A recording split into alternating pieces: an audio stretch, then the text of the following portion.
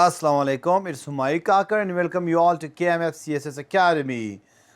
Today we are going to deal with a new topic that is very important and very useful for everyone, and that is tenses. Of course हम tenses के बारे में बात करेंगे जो important भी है और इसके साथ साथ हर जगह इसका काम है, चाहे फिर वो ऐसे राइटिंग हो, प्रेस राइटिंग हो, कंप्रहेंशन राइटिंग हो या फिर एक सिंपल सा पैराग्राफ भी आपने लिखना हो तो वहाँ पे भी हमें टेंसेस का सहारा लेना पड़ता है।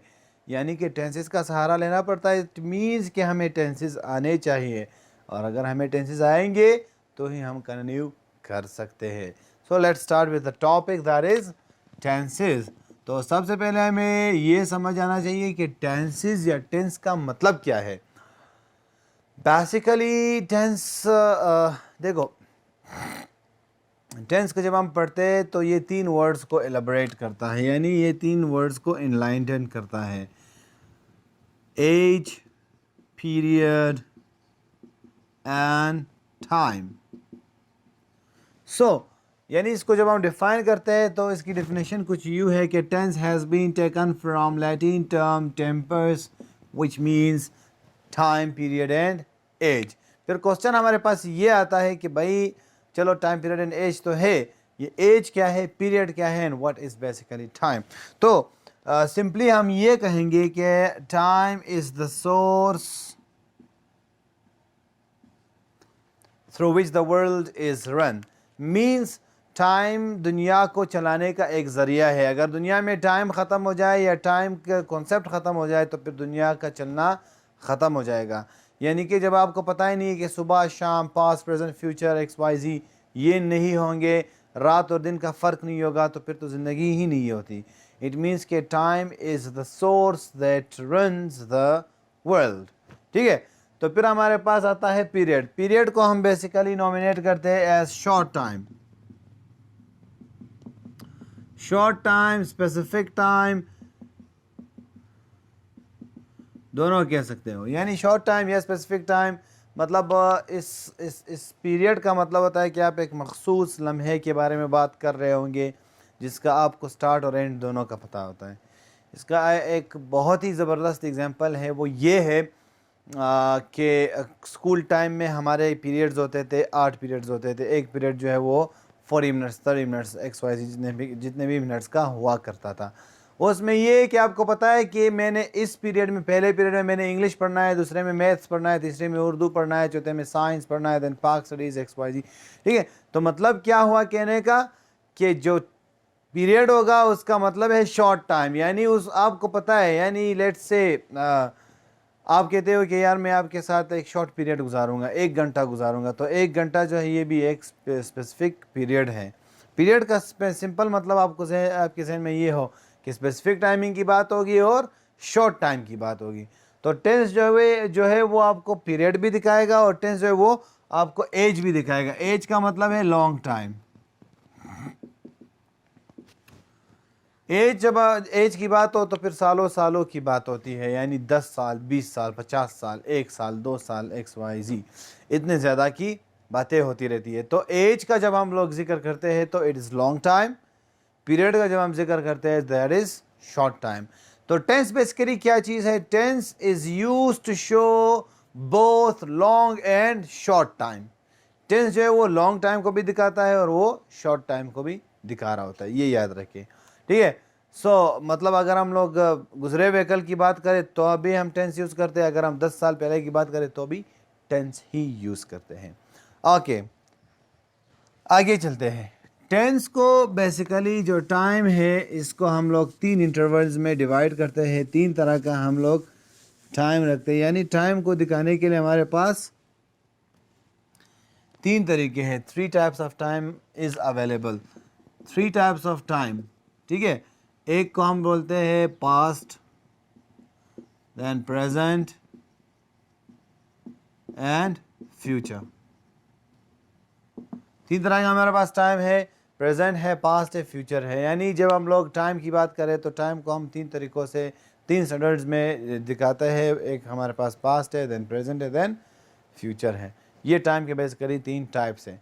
अब हर टाइम को, पास्ट को भी हम 4 तरीक़ों से, 4 एक्शंस के मतलब पास्ट को अगर हमने पास्ट टेंस दिखाना है तो भी उसके 4 एक्शंस होते हैं, प्रेजेंट दिखाना है तो भी 4 तरह के एक्शंस होते हैं, 4 तरह के तरीके होते हैं उसको दिखाने के लिए।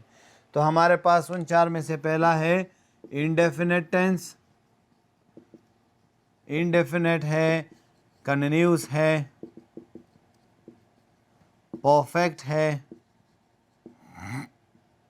It's P, and perfect continuous है।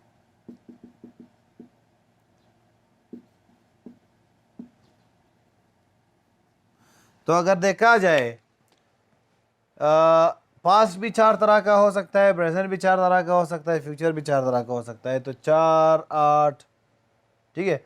फॉर एग्जांपल 1, ठीक है, 1 2 3 ये इंडेफिनेट भी हो सकते हैं, 1 2 3 ये कंटिन्यूस भी हो सकते हैं, 1 2 3 ये परफेक्ट भी हो सकते हैं, एंड सेम यहाँ पे परफेक्ट कंटिन्यूस भी हो सकते हैं। तो अगर हम लोग काउंट करें 3 6 9 12, 4 8 12, तो हमारे पास बेसिकली टेंसेस कितने होते हैं?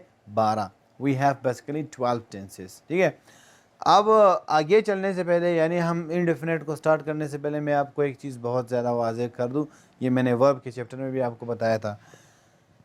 बेसिकली टाइम को मेंशन करने के लिए एक ही वर्ड होता है, दैट इज़ वर्ब। आपको गौर इस चीज़ पे करनी होगी कि यार हम लोगों ने कौन सा वर्ब यूज़ किया है।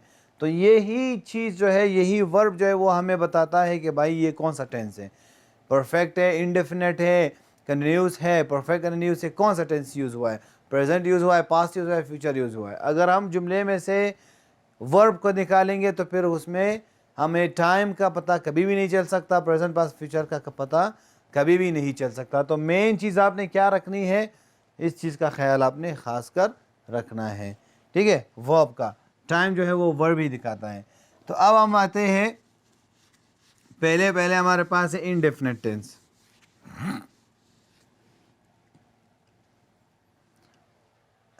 टेंसेस की जो यूजेज है वो हम नेक्स्ट वीडियो में इंशाल्लाह पढ़ेंगे। आज की जो हमारी वीडियो है वो इस पे है कि टेंसेस बनते कैसे और किस तरह, कितने तरह के हमारे पास टेंसेस होते हैं। तो सबसे पहले हमारा पास आता है इंडेफिनेट टेंस। इंडेफिनेट टेंस जैसा कि वर्ड डिफाइन कर रहा है, इंडेफिनेट मीन्स अनलिमिटेड, ठीक है, या not defined. Not defined the circle, circle इसका डिफाइन ही है, अनलिमिटेड है, ये मुख्तलिफ चीज़ों के लिए यूज़ हो सकता है। इसको हम बाद में पढ़ेंगे किस किस चीज़ के लिए यूज़ हो सकता है। तो सबसे पहले हम आते हैं प्रेजेंट इंडेफिनेट की तरफ। तो जैसा कि मैंने आपको कहा कि सबसे इंपॉर्टेंट चीज़ इसमें होती है वर्ब। वर्ब के थ्रू ही आपको समझ आएगा कि ये प्रेजेंट है, पास्ट है, फ्यूचर है। तो इसका मतलब ये है कि इसके वर्ब का आपने ख़ास ख्याल रखना है। इसके रूल्स होते हैं, उस रूल्स के मुताबिक आप कोई भी टेंस बना सकते हैं। रूल्स को हम लोग फार्मूला भी कह सकते हैं, ठीक है। तो प्रेजेंट इंडेफिनिट टेंस का जो फार्मूला है that is subject plus first form of the verb plus object. अच्छा, इसमें ये तो मैंने फार्मूला लिख लिया, इसके मुताबिक हम सेंटेंस में बनाएंगे। सबसे पहले आपको एक चीज़ मैं और नोटिफाई करवाना चाहूँगा, वो ये है कि इस सब्जेक्ट का मतलब है सब्जेक्टिव प्लेस।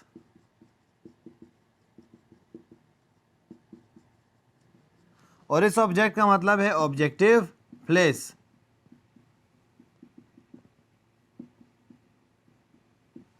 ठीक है, आपको ये चीज़ समझ आनी चाहिए कि इसका मतलब ये नहीं होता कि आपने जुमले का सब्जेक्ट इसमें यूज़ करना, ये फार्मूले की जगह है।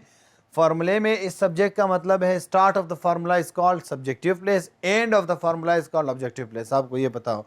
तो start of the formula is called subjective place, तो इस जगह का नाम सब्जेक्टिव प्लेस है। अब अगर आप जुमला लिखेंगे, इसमें मतलब ये है कि जुमले में आपका स्टार्ट भी होना चाहिए और एंड भी होना चाहिए। स्टार्ट भी होना चाहिए, ख़त्म भी होना चाहिए, ठीक है, यानी एंडिंग प्लेस भी हो और स्टार्टिंग पॉइंट भी हो सेंटेंस का। बीच में जो वर्ब यूज़ हो रहा है वो वर्ब आप यूज़ करें, बेशक फर्स्ट फॉर्म में, सेकंड फॉर्म में, जो भी वर्ब यूज़ हो रहा है, ठीक है। लेकिन ये लाजमी नहीं है कि आप जुमले का जो सब्जेक्ट है वो खामखा सब्जेक्टिव प्लेस पे यूज़ करें। आप सब्जेक्ट को ऑब्जेक्टिव प्लेस पे भी यूज़ कर सकते हैं। सिर्फ आपके जहन में ये हो कि स्टार्ट मतलब शुरू में भी कुछ अल्फाज हो और एंड में भी कुछ अल्फाज हो, फार्मूला फुलफिल हो। इस जगह को हम सब्जेक्टिव प्लेस कहते हैं और इसको हम ऑब्जेक्टिव प्लेस कहते हैं। सब्जेक्ट और ऑब्जेक्ट का इसके साथ कोई ताल्लुक नहीं है। चलो इसके मुताबिक एक जुमला बनाते हैं। आई गो टू स्कूल। ठीक है, तो इसमें हमारे पास ये आपका सब्जेक्टिव प्लेस हो गया, ये आपका फर्स्ट फॉर्म ऑफ वर्ब हो गया और ये आपका ऑब्जेक्टिव प्लेस हो गया। हमने ऑब्जेक्ट वाले चैप्टर में पढ़ा है कि स्कूल ऑब्जेक्ट नहीं है, लेकिन यहाँ पे हमने ऑब्जेक्ट लिखा है, तो इसका मतलब ये नहीं कि ये ऑब्जेक्ट है, इसका मतलब ये कि ऑब्जेक्टिव प्लेस पे आ रहा है। ठीक है, अगर आपको इसमें कोई कन्फ्यूजन हो तो आप काइंडली ऑब्जेक्ट वाली जो वीडियो है वो देख ले, you will understand it completely. ठीक है, तो ये आपके पास जो है प्रेजेंट इंडेफिनिट टेंस है। आपने इस फॉर्मूले को याद रखना है और कुछ भी नहीं, टेंशन वाली बात इसमें कोई है नहीं। ठीक है, नेक्स्ट हमारे पास आता है past indefinite. Past is again the same. मैंने आपको क्या कहा स्टार्ट में, मैंने कहा आपने किस चीज़ पे गौर करना है, वर्ब पे। वर्ब भी आपको बताएगा कि ये कौन सा टेंस है। तो जब हम पास्ट इंडेफिनिट की बात करते हैं तो फार्मूला यही रहेगा, सिर्फ ये जो वर्ब है इसमें हम लोग फर्स्ट की जगह second form of the verb लगाएंगे, बाकी सारी चीज़ें अपनी जगह सेम इट इज आएंगी। तो जब हम लोग second form of the verb लगाएंगे तो फिर गो की जगह क्या हो जाएगा, वेंट। तो ये आपका जो हो गया, ये आपका है पास्ट इंडेफिनिट टेंस। तो मतलब क्या हुआ कि गौर आपने किसी चीज़ पे करना है, वर्ब पे, और गौर इसके अलावा किसी चीज़ पे करना है, फॉर्मूले पे। नेक्स्ट हमारे पास जो आएगा दैट इज फ्यूचर इंडेफिनिट। जब हम फ्यूचर इंडेफिनिट की बात करते हैं, एक चीज़ तो मैं आपको अभी से बताऊँ, फॉर एवर आपने जहन में रखना है, जब भी फ्यूचर की बात आएगी तो उसमें विल का आना बहुत इंपॉर्टेंट है। यानी future is all dependent upon what, will. और विल के बाद यानी जब आप कहीं भी विल वर्ड यूज करेंगे तो उसके बाद आपने क्या लगाना है, बेस वर्ब, या इसको हम लोग बोलते हैं first form of the verb. Base verb first form of the verb में थोड़ा सा फर्क है, वो हम बाद में पढ़ेंगे जब हम इसकी तरफ आएंगे।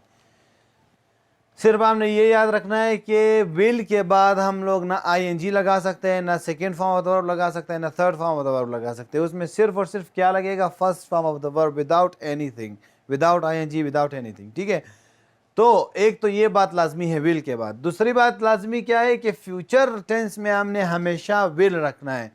यानी जब भी फ्यूचर की बात होगी तो आपको याद हो, आपको समझ आना चाहिए कि we are always talking about will. यानी कहीं भी आप फ्यूचर सेंटेंस बनाएंगे, सादा फ्यूचर सेंटेंस, तो वैसे तो स्ट्रक्चर्स यूज़ होते हैं, जब आप स्ट्रक्चर के अलावा फ्यूचर बनाएंगे तो वहाँ पे आप क्या यूज़ करेंगे, यू शुड यूज़ विल।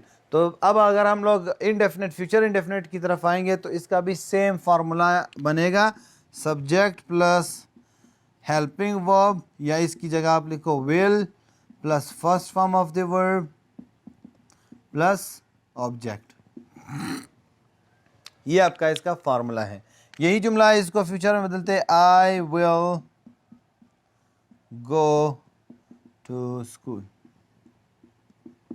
तो ये आपके पास फ्यूचर इंडेफिनिट टेंस आ गया। ये हो गया, ये हो गया, ये हो गया, ये हो गया। It is all about what, it's all about indefinite tense. यहाँ तक तो मेरे ख्याल से कोई कंफ्यूजन नहीं होगा। एक क्वेश्चन आपके जहन में घूम रहा होगा, खासकर उन लोगों के जहन में जिन्होंने पहले से टेंसेस पढ़ रहे, वो कह रहे होंगे कि सर ने हमें एक चीज़ तो नहीं बताई प्रेजेंट इंडेफिनेट के हवाले से, वो ये है कि SES का इजाफा कहाँ होता है, कैसे होता है, तो उसकी तरफ आते हैं। तो ये आपका फ्यूचर इंडेफिनिट टेंस है। अब प्रेजेंट इंडेफिनिट टेंस में एक छोटा सा मसला है, एक छोटा सा कंफ्यूजन है। वो ये है कि जब भी आप, ये फार्मूला तो यही रहेगा, उसमें कोई फ़र्क नहीं होगा, जब भी आप सब्जेक्ट में क्या लगाते हो, when you use he, she, it, या कोई भी सिंगुलर नेम हो, अली लिख लेते हैं फॉर एग्जांपल, जब आप ये लगाते हो as a subject of the present indefinite tense, तो उसके बाद हम लोग वर्ब के साथ, इसके साथ इजाफा करते हैं एस का, ES का, या IES का। इन तीनों में से किसी का इजाफा होगा। अब एस का इजाफा कहाँ पे होता है, कोई ऐसा वर्ड जो वावल जो वाई पे ख़त्म हो रहा है और उससे पहले वावल आ रहा हो, वहाँ पे एस लगता है। यानी कि प्ले का हम एग्जांपल ले लेते हैं। अब प्ले है, यहाँ पे सिर्फ हम एस लगाएंगे क्योंकि ये वाई पे ख़त्म हो रहा है और ये यहाँ इससे वाई से पहले क्या आ रहा है, वावल आ रहा है। और इसके अलावा दूसरा हमारे पास क्या होगा, कोई भी वर्ड जो कंसोनेंट साउंड पे ख़त्म हो रहा है उसके साथ हम एस का इजाफा करेंगे। शी कुक्स फूड बोलेंगे क्योंकि वो के पे ख़त्म हो रहा है, कॉन्सोनेंट है। फिर आता है ई एस। ई एस का इजाफा किन के साथ होता है? ओ पे ख़त्म होने वाले वर्ड्स के साथ होता है, एक्स पे ख़त्म होने वाले वर्ड्स के साथ होता है, डबल एस पे ख़त्म होने वाले वर्ड्स के साथ होता है, और इसके अलावा जो एस एच पे ख़त्म होने वाले वर्ड्स के साथ होता है, और सी एच पे ख़त्म होने वाले वर्ड्स।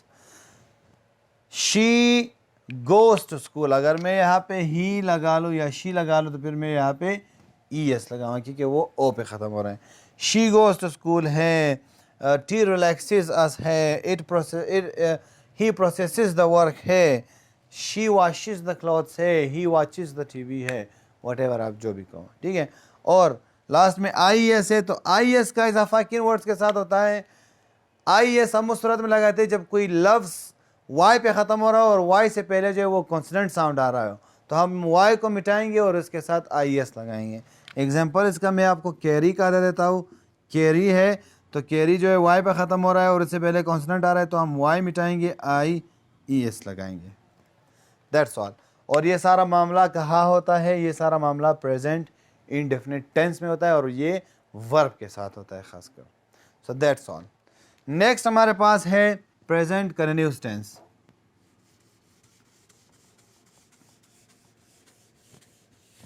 प्रेजेंट कंटिन्यूअस टेंस की जब हम बात करते हैं, ये बेसिकली है प्रोग्रेसिव टेंस, यानी ये यूज़ होता है प्रोग्रेस के लिए, और सेकेंडली ये उन एक्शंस के लिए यूज़ होता है जो प्रोग्रेस दिखा रहे होते हैं, ठीक है। तो कंटिन्यूअस टेंस में आपने एक चीज़ याद रखनी है फिर से, यानी ये जो मैं आपको बता रहा हूँ कि एक चीज़ याद रखनी है, इसका मतलब ये है कि ये स्पेसिफिकली इस चीज़ की वजह से ही जाना जाता है। कंटिन्यूअस टेंस के लिए आपने क्या याद रखना है कि there should be what ING, यानी जब भी कोई भी कंटिन्यूअस टेंस हो, चाहे वो प्रेजेंट हो, पास्ट हो, फ्यूचर हो, उसके साथ हमारा कंसर्न नहीं है। हमारा कंसर्न क्या होगा कि you people should use what ING with it, हमने इसके साथ आईएनजी लगाना है हर हाल में, ठीक है। तो ये चीज़ तो बहुत इजीली क्लियर होना चाहिए। तो आईएनजी हो, और आईएनजी किसके साथ लगता है? First form of the verb के साथ। तो मतलब इसका क्या हुआ कि जब भी हम लोग आईएनजी लगाएंगे वो first form of the verb के साथ होगा। इट मीन्स कि जब भी हम कंटिन्यूअस टेंस की बात करेंगे तो हमने first form of the verb with ING लगाना है। तो जब हम प्रेजेंट कंटिन्यूअस की बात करते हैं, प्रेजेंट में हम लोग कहते हैं कि चलो इसका फार्मूला लिखते हैं, subject plus helping verb plus first form of the verb plus ING plus object.